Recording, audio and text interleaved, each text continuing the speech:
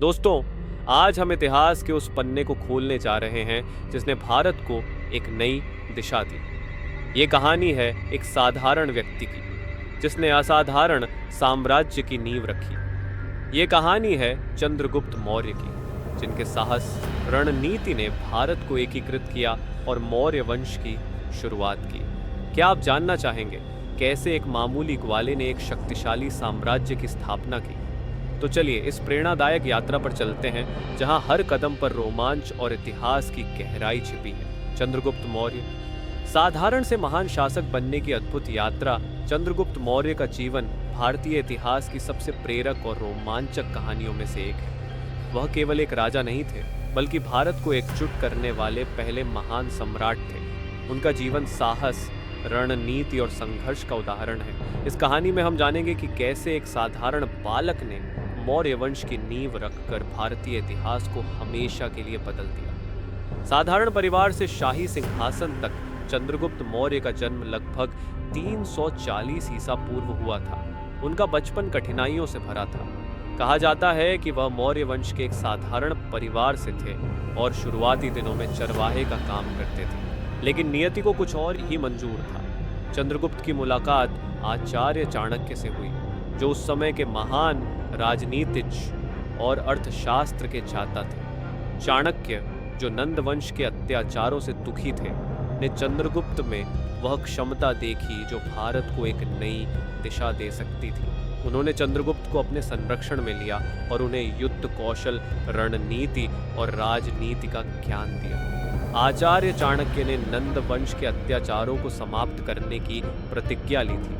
उन्होंने चंद्रगुप्त को राजा बनाने का संकल्प लिया और अपनी अद्भुत रणनीति से इसे संभव किया। चाणक्य और चंद्रगुप्त की जोड़ी को राजनीति और सैन्य शक्ति का संगम कहा जाता है। चंद्रगुप्त और चाणक्य की जोड़ी भारतीय इतिहास की सबसे प्रभावशाली जोड़ी मानी जाती है। चाणक्य ने अपनी नीतियों से चंद्रगुप्त को तैयार किया। एक किंवदंती के अनुसार चाणक्य ने चंद्रगुप्त को विष प्रतिरोधक बनाने के लिए उनके भोजन में रोजाना थोड़ी मात्रा में विष मिलाना शुरू किया।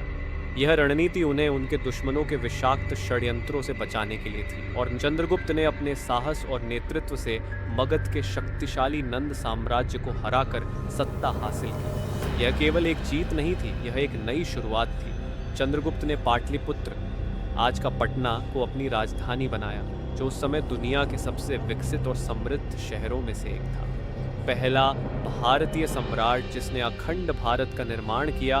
चंद्रगुप्त मौर्य पहले ऐसे सम्राट थे जिन्होंने भारतीय उपमहाद्वीप के अधिकांश हिस्से को एकजुट कर एक विशाल साम्राज्य स्थापित किया। उनका साम्राज्य आज के भारत, पाकिस्तान, नेपाल, बांग्लादेश और अफगानिस्तान तक फैला हुआ था।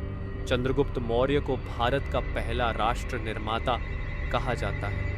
उन्होंने भारत को राजनीतिक रूप से एकजुट किया और मजबूत प्रशासनिक नींव रखी। सिकंदर के सेनापतियों को चुनौती। जब चंद्रगुप्त सत्ता में आए तब भारत का उत्तर पश्चिमी क्षेत्र सिकंदर के सेनापतियों के अधीन था। चंद्रगुप्त ने अपनी सेना संगठित की और उन क्षेत्रों को अपने साम्राज्य में मिला लिया। यह पहली बार था जब भारत एक विशाल और संगठित साम्राज्य के रूप में उभरा।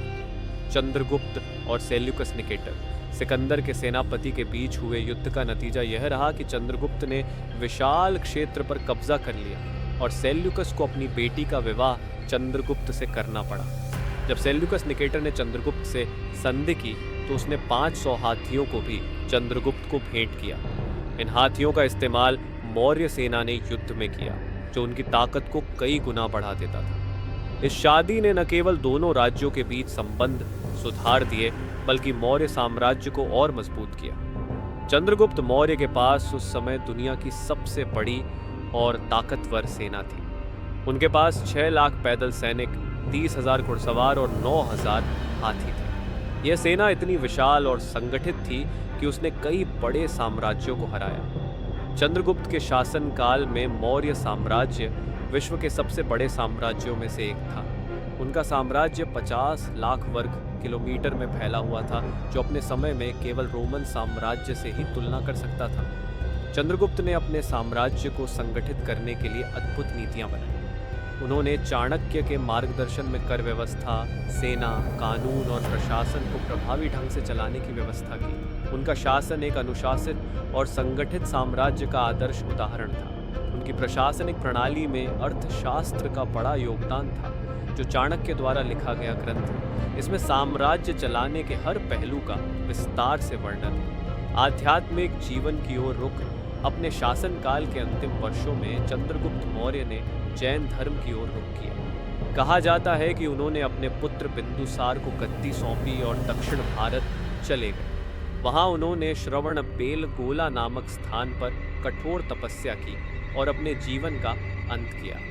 यूनानी दूत मेगस्थनीज ने चंद्रगुप्त के दरबार का वर्णन किया है। उसने मौर्य साम्राज्य को व्यवस्थित और समृद्ध बताया। मेगस्थनीज ने अपनी पुस्तक इंडिका में लिखा कि मगध का राजमहल स्वर्ण और चांदी से सजा हुआ था। दुनिया का पहला धर्म आधारित शासन चंद्रगुप्त ने अपने शासन में सभी धर्मों का सम्मान किया। उनके साम्राज्य में हिंदू, जैन, बौद्ध और अन्य धर्मों के लोग शांति और सद्भाव के साथ रहते थे। चंद्रगुप्त के बारे में कहा जाता है कि वह अपनी जनता के साथ बड़ी विनम्रता से पेश आते थे। वह अक्सर भेष बदलकर जनता के बीच जाते और उनकी समस्याएं समझते। उनके शासनकाल को भारत के इतिहास का स्वर्णिम काल कहा जाता है। उनके बाद उनके पुत्र बिंदुसार और फिर अशोक ने साम्राज्य को और भी उन्नत बनाया। चंद्रगुप्त से मिली प्रेरणा। चंद्रगुप्त मौर्य की कहानी हमें यह सिखाती है कि कोई भी कठिनाई हमें महानता हासिल करने से नहीं रोक सकती। उनके संघर्ष, साहस और नेतृत्व ने भारत को एकजुट किया और मौर्य साम्राज्य को एशिया का सबसे बड़ा साम्राज्य बनाया। उनका जीवन हर भारतीय के लिए प्रेरणा है कि यदि आप में दृढ़ संकल्प और सही मार्गदर्शन हो तो आप असंभव को भी संभव बना सकते हैं। चंद्रगुप्त की कहानी न केवल इतिहास का हिस्सा है, बल्कि यह हर उस व्यक्ति की कहानी है जो विपरीत परिस्थितियों में भी सपने देखने और उन्हें पूरा करने का साहस रखता है। अंतिम विचार, चंद्रगुप्त मौर्य केवल एक सम्राट नहीं थे, वह भारत के पहले सच्चे राष्ट्र निर्माता थे।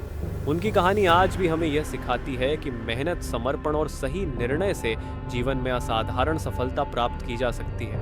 ऐसे महान नायक को शत शत नमन। तो ये थी एक साधारण ग्वाले से साम्राज्य के निर्माता बनने की कहानी। इतिहास हमें सिखाता है कि किसी भी व्यक्ति का संघर्ष उसे महान बना सकता है। आशा है इस कहानी ने आपको प्रेरित किया होगा। अगली बार एक और अद्भुत ऐतिहासिक यात्रा पर मिलते हैं। तब तक के लिए अपना ख्याल रखें और इतिहास से जुड़ी हमारी अगली कहानी के लिए तैयार रहें।